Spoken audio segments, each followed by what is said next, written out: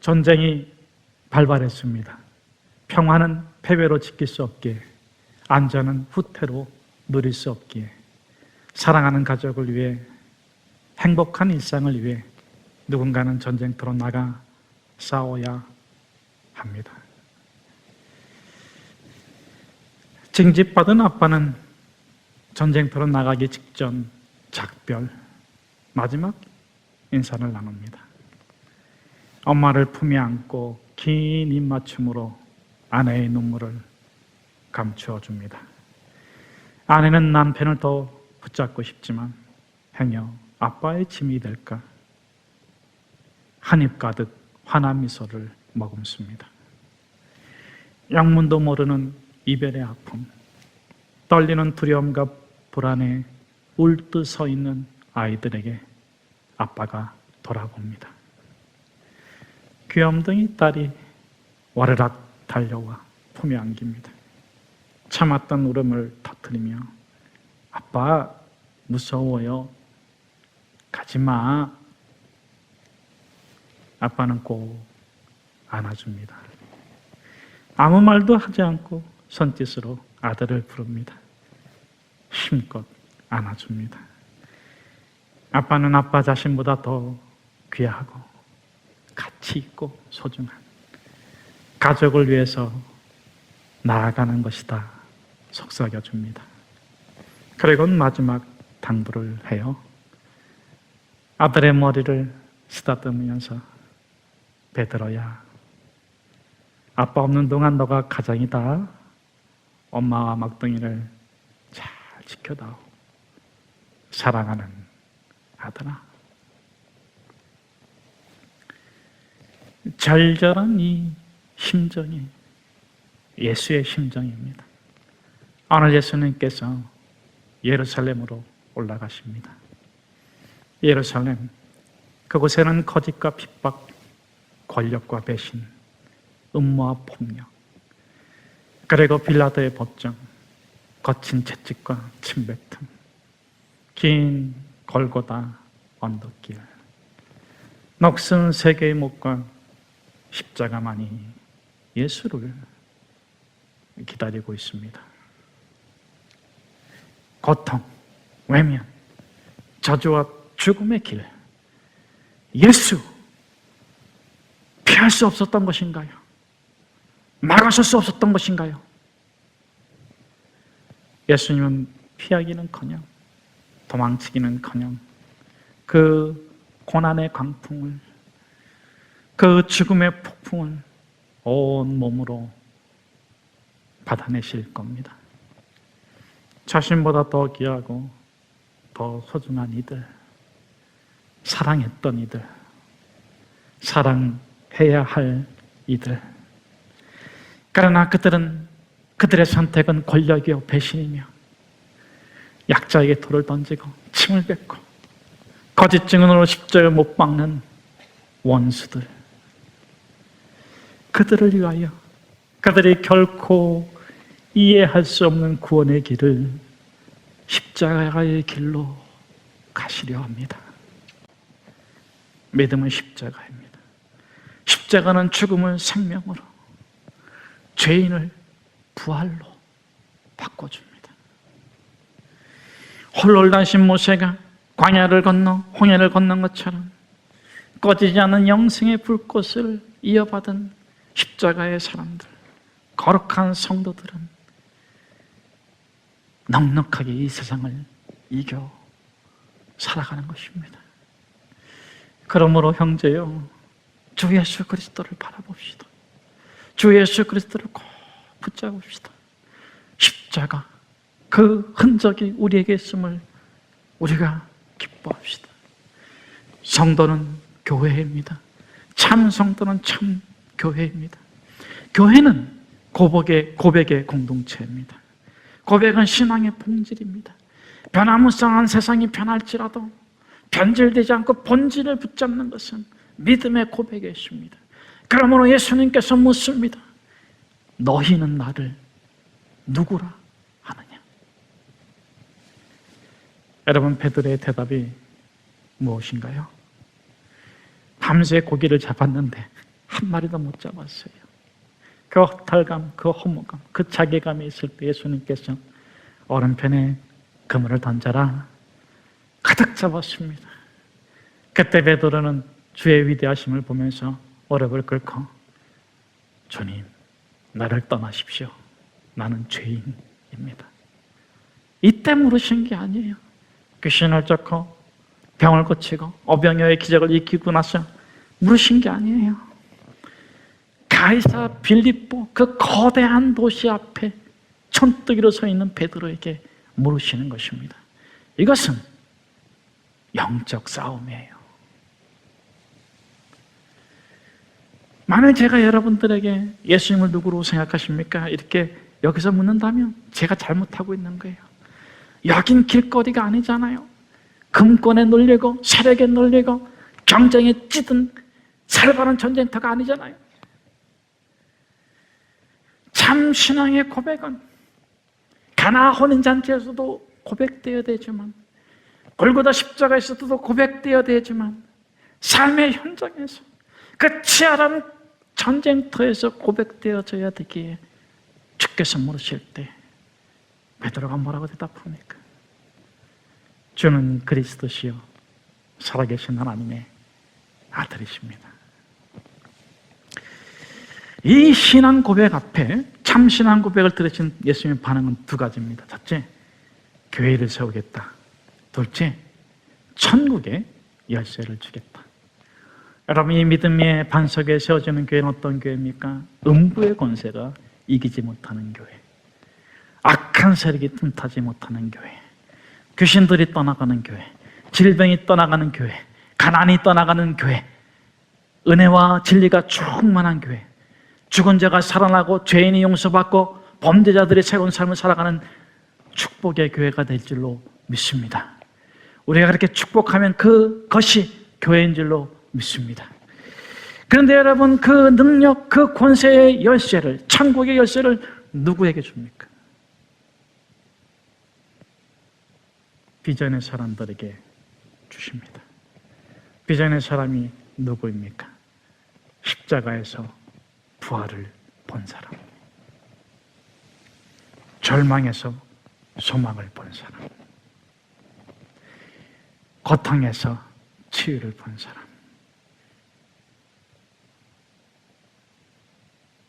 나사렛 예수에서 메시아 예수를 만난 사람, 당신. 여러분, 이 교회의 특징이 있습니다. 첫째, 십자가 증인이다. 십자가는 무엇입니까? 자기 부정, 자기 부인. 자기 자신을 부정하지 않으면 교회가 세워질 수 없어요. 기독교 심리학자 폴 비츠는 이렇게 말했습니다. 우리 시대의 가장 무서운 이단, 가장 무서운 종교는 자기 우상화란 종교다. 저는 가끔 가다가 이 텔레비전 광고 보면서 착각해요. 제가 그 사람인 것처럼 느껴져서. 너가 최고야. 너 자신을 위해야 돼. 너 자신이 제일 중요해. 끊임없이 이 세상의 소리들은 우리 자기 자신을 우상화 만들려고 그렇게 부추기고 있습니다. 여러분, 물론 우리 자신은 중요해. 그런데 헛되게, 허망되게 중요해서는 안 돼요. 참되게 중요해야 돼요. 그러기 위해서 필요한 게 뭡니까? 레오나르도 다빈치가 43세 때, 그때 그는 과학자였고 조각가였고 화가였는데 43세 때 그는 가장 화가로서 전성기를 이루고 있었다고 합니다. 그때 드로 빈코 공이라는 분이 최후의 만찬을 그려달라고 부탁했어요. 레오나르도 다빈치가 그림을 그리기 시작합니다. 예수님을 가운데 두고 양쪽에 제자 3명씩을 그렸어요. 그리고 제자 중에 하나에게 은잔을 이렇게 딱 들려놨습니다. 자신의 그림을 다 완성하고 평소의 습관대로 친구를 초청했어요. 내가 그린 건데 좀 봐줘. 너무 감격스러운 거예요. 막 그 그림이 살아있는 것 같아. 특별히 한 제자의 손에 들려있는 은자는 그 은잔이 막 움직여가지고 예수님의 그 앞으로 가는 것 같이 생동감이 있어요. 너무 놀랍다. 특별히 이 은잔이 너무 멋져. 움직이는 것 같아. 그랬더니 그 소리를 듣고 레오나르도 다빈치가요, 그 자리에서 붓을 가지고 그 은잔을 지워버렸대요. 놀랄래요. 그러면서 이렇게 말한답니다. 이 그림에서 예수 그리스도만이 중심이 되어야 돼.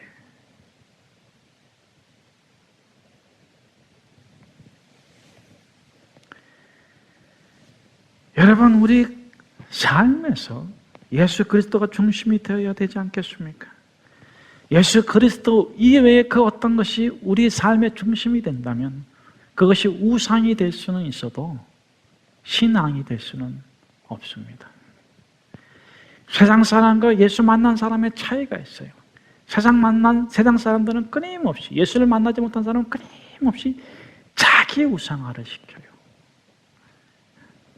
만나가지고 얘기 들으면 1시간 동안 자기가 잘했다는 얘기만 하고 헤어져.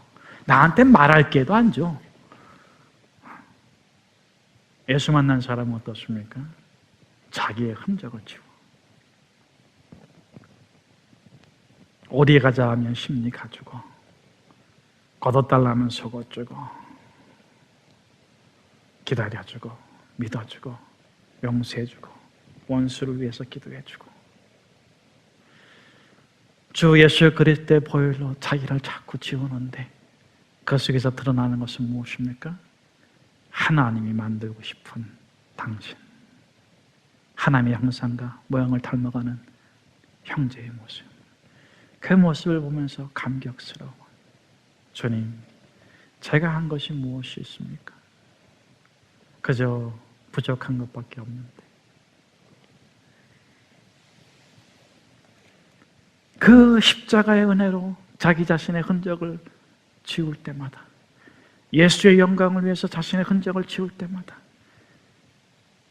아들아, 내가 너를 기뻐한다. 아들아, 내가 너를 축복한다. 네, 주님, 제가 조금 더 용기 내볼게요. 주는 그리스도시요 살아계신 하나님의 아들이십니다. 이 위대한 신앙 고백한 베드로에게 예수님이 2가지 말씀하셨습니다. 첫째, 그 반석 위에 내 교회를 세우겠다. 둘째, 사단아, 떠나가라. 너무 충격 아닙니까? 너무 충격 아닙니까? 그 반석 위에 내 교회를 세우겠다고 하신 주님께서 몇 분이 지났습니까? 몇 초가 지났습니까? 사단아, 떠나가라.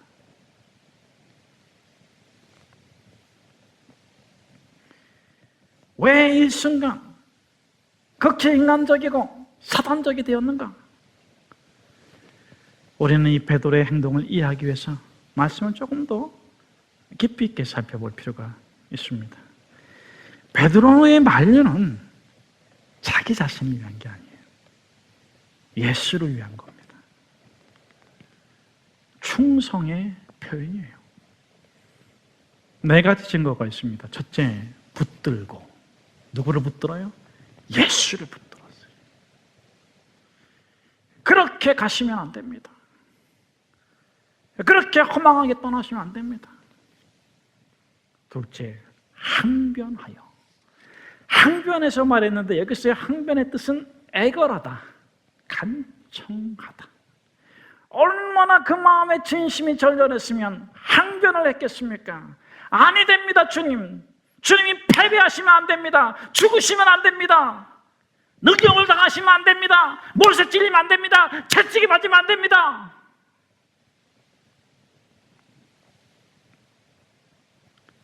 셋째, 이 일이 결코 죽게 미치지 아니하리. 자신의 모든 것을 걸고 주님을 보호하겠다는 거예요. 여러분, 이것을 보면 예수님 향한 이 베드로의 심정은 자신의 생명까지도 온 힘을 다해서 예수를 보호하겠다는 충성인데 방해꾼이 되어버리고 말았습니다. 여기서 발견하는 것이 무엇입니까? 하나님의 일을 하고자 할 때는 반드시 사단이 끼어든다. 마귀는 결코 성령의 역사를 방관하지도 방조하지도 않아요. 철저하게 파고들고 철저하게 넘어뜨리려고 합니다. 여러분, 이렇게 마귀가 파고드는 사람은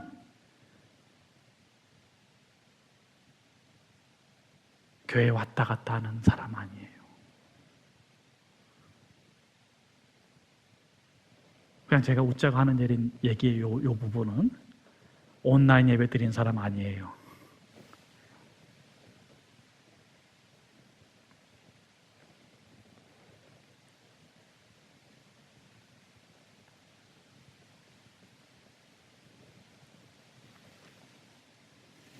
적당히 믿는 사람 쓸모없어요. 목숨 걸고 믿는 사람, 가정 예배 지키고 말씀 묵상하고 그 사람을 마귀가 파고들어. 왜? 딱 안성 맞춤이야.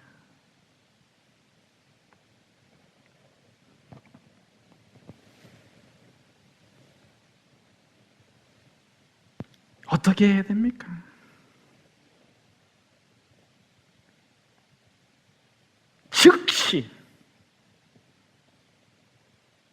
즉시 사단아 내 뒤로 물러가라. 예수님께서 꾸짖으셨어요. 여러분의 교만을 붙잡지 마세요. 여러분의 재능 붙잡지 마세요. 여러분의 헌신 붙잡지 마세요. 여러분의 노력 붙잡지 마세요. 십자가 붙잡으세요.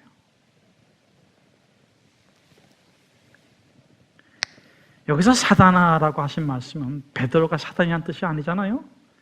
베드로를 교묘하게 충동질하고 이용하고 속으로 파고 들어가지고 예수를 방해하는 그 사단의 세력을 보시고 꾸짖으신 거예요. 여러분, 사단은 나사렛 예수 이름 앞에 세워야 돼요. 그 실체를 드러내줘야 돼요.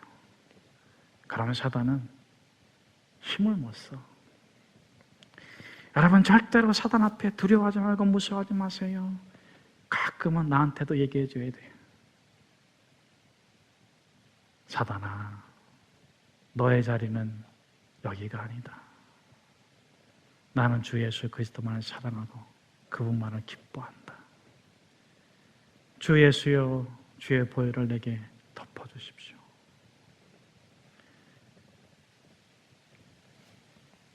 여러분, 마귀를 꾸짖으시기를 주님 축복합니다. 여러분, 그냥 우리가 이렇게 삽시다. 나는 예수가 아니야. 여기 예수라고 생각하는 분 한번 손 들어보세요. 나는 하나님이 아니야. 여기 하나님이라고 생각하는 분 한번 손 들어보세요. 근데 왜 이렇게 내가 완벽하고 완전하고 흠이 없고 그런 것으로 맞게 하는지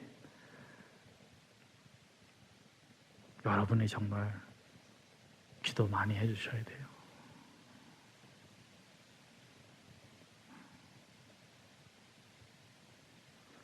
우리 찬양팀들도 회개기도 많이 하시기를 주 이름으로 축복합니다. 회개기도 안 하면 어디 가요? 술집에 가게 돼요. 너무 많은 그리스도인들이 술집에 가가지고 회개를 해.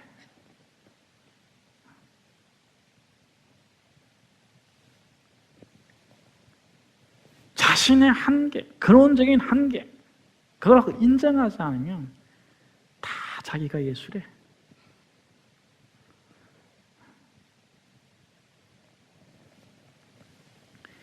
사단은 그걸 딱 알아. 너의 약점을 알아. 너의 흠을 알아. 너의 과거를 알아. 너의 치부를 알아. 딱 붙잡고 딱 들이대. 그때 뭐라고 말하면 돼요? 야, 너가 아는 거는 세 발의 피야.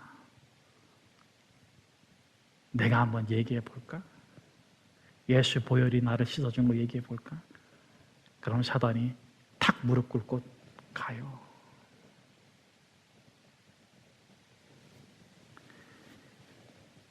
둘째, 예수님께서 사단아, 내 뒤로 물러서라. 사단 마귀는 항상 예수님 앞서가려고 그래요. 여러분, 예수님 앞서지 마십시오. 기도 앞서지 마십시오. 말씀 앞서지 마십시오. 여러분, 직장에 가면 첫 번째 해야 되는 일이 뭐예요? 안녕하세요. 감사합니다. 하고 영적 일기 딱 펼치는 거예요. 그 공간을 주의 이름으로 선포하시길 주의 이름으로 축복합니다. 어제 무슨 일이 있었던지 몰라. 딱 가자마자 예수의 영광이 이곳에 임할지어다. 할렐루야. 셋째, 사단아 너는 나를 넘어지게 하는 자로다. 뭡니까? 안주, 현실에 안주하려고 그래요. 여러분, 저를 따라서 해보십시오. 조금 힘들게 살자. 그래야 잠도 잘 자고, 그래야 딴 생각도 안 하고, 그래야 보람이 있다. 할렐루야. 아멘. 여러분, 조금 힘붙이게. 네? 앉아면 안 돼요. 넷째, 예수님이 베드로에게 뭐라고 말씀하십니까? 너는 하나님의 일을 생각지 아니하고 사람의 일을 생각하는도다. 사단이 내 안에 들어오면 자꾸 사람이 보여. 그걸 자꾸 이렇게 지워내야 돼. 예수가 보여야 돼. 십자가가 보여야 돼. 사람이 보인다는 것은 욕망이 보이는 거예요. 육감적으로 느끼기 시작해. 그걸 자꾸 지워내야 돼. 예수가 보인다는 것은 무엇입니까? 성령의 감동이 있는 거예요. 은혜가 느껴져요. 내가 우리 아내한테 잘해줘야지. 그걸 듣기 위해서라도 새벽 예배 보내세요. 남편이 새벽에 와서 열심히 기도하고 하면 달라질 거예요. 할렐루야!